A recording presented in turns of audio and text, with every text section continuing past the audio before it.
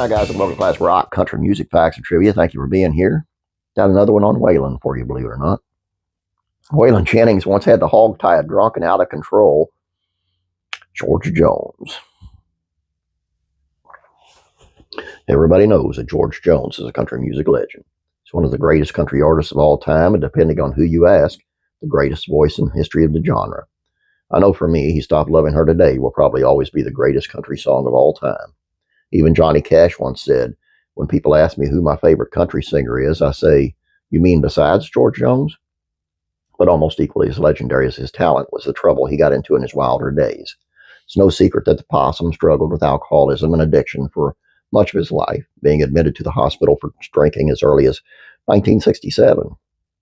His drinking and partying earned him the name No-Show Jones after causing him to miss so many performances. And then, of course, there's the legendary lawnmower story where his wife took the car keys to keep him from driving to the liquor store, so Jones took off down the road on his lawnmower to get his fix of booze.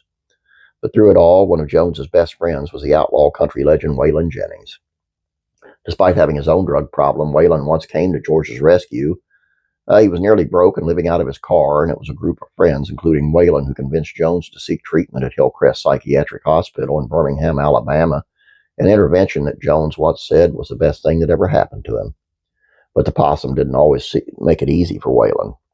In his autobiography, Waylon, an Autobiography, Jennings recalled one night that started with Jones showing up to Waylon's house completely inebriated and ended with Waylon having to tie Jones up to get him to finally calm down. As the story goes, Jones showed up in the middle of a bender and started flailing around the living room, even yelling at Waylon's mother-in-law, Jessie Coulter's mom.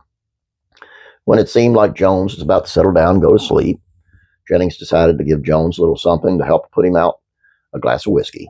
Probably not the best idea, right?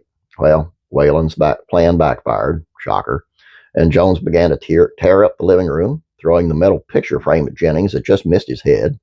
Waylon tried to calm George down, but with George kicking at him, the only thing that Waylon can do was sit on him to hold him down.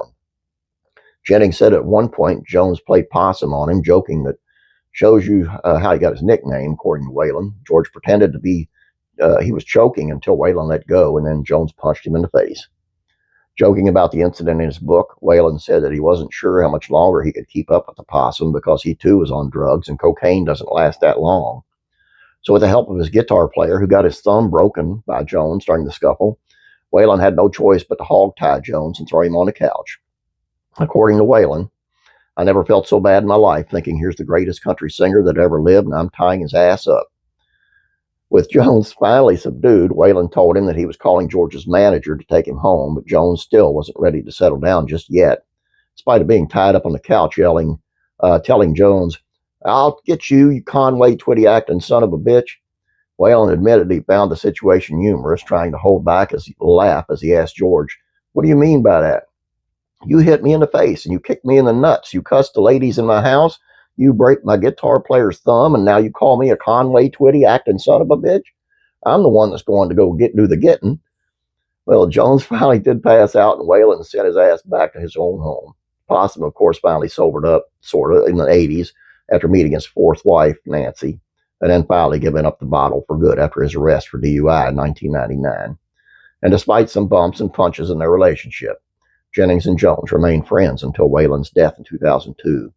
Waylon even mentioned Jones in his 1980 hit, his song, It's All Right, calling George the greatest of them all, and said, if we all sounded like we wanted to, we'd all sound like George Jones.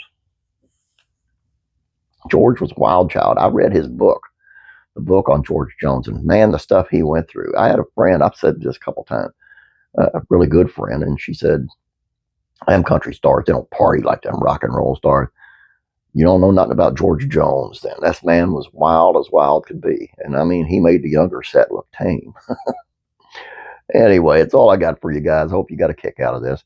Please subscribe if you have not yet. Please like this video. Appreciate it. You guys have a great day. God bless you. And I'm praying for you.